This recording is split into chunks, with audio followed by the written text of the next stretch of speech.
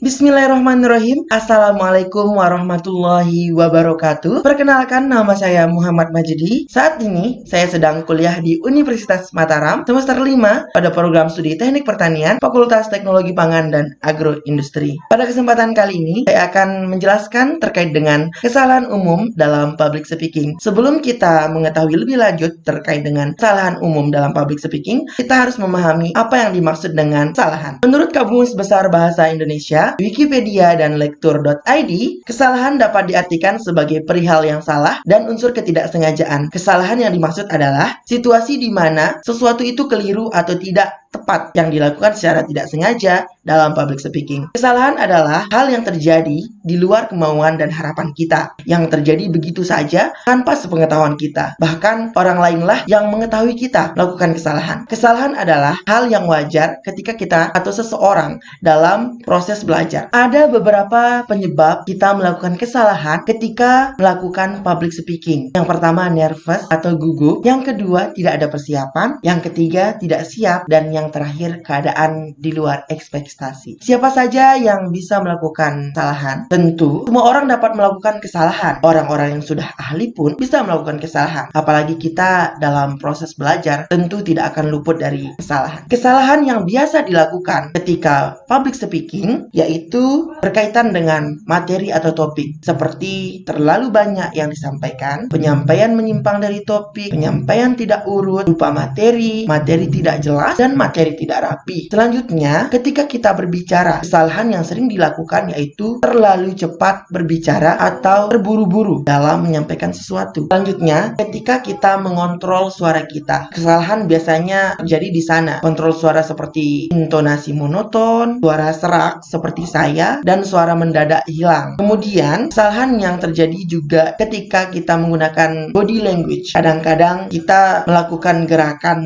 yang tidak leluasa, kemudian berdiri di satu titik, tidak menguasai panggung dalam bahasa lainnya, dan pandangan mata tidak fokus. Untuk kesalahan lain dalam diri kita sendiri, kadang-kadang kita tidak fokus, kemudian kita juga tidak mengenal audiens atau para pendengar, dan timing intermezzo tidak tepat. Maksudnya, kita memberikan hal lelucon tetapi tidak tepat penempatannya. Bagaimana cara kita mengatasi kesalahan? Secara umum, kita harus memahami bahwa kita tidak bisa 100% menghilangkan atau menghindari yang namanya kesalahan. Kita hanya bisa mempersiapkan diri kita masing-masing dengan semaksimal mungkin semampu kita. Karena memang terkadang ada saja hal-hal di luar kehendak kita yang mungkin terjadi ketika kita melakukan public speaking atau ketika kita menjadi seorang pembicara. Oleh karena itu, untuk mempersiapkan diri, penting melakukan hal-hal berikut. Yang pertama, untuk mengatasi permasalahan pada materi atau topik, tipsnya adalah jangan menghafal tetapi harus memahami. Intinya, kita harus membuat sesimpel mungkin materi yang sudah kita dapatkan sehingga penyampaiannya mudah dipahami dan penyampaiannya mudah cepat diserap oleh audiens dan gampang. Kemudian, permasalahan ketika kita berbicara atau cara kita berbicara. Tentunya berbicara yang terlalu cepat atau terburu-buru itu bisa diatasi dengan memberikan jeda ketika kita berbicara. Mungkin ketika saya berbicara saat ini, saya terlalu cepat. Karena apa? Mungkin karena masih dalam proses belajar, jadi tidak apa-apa. Nah, selanjutnya adalah kontrol suara. Bagaimana cara mengatasi kontrol suara yang tidak tepat seperti itu? Di sini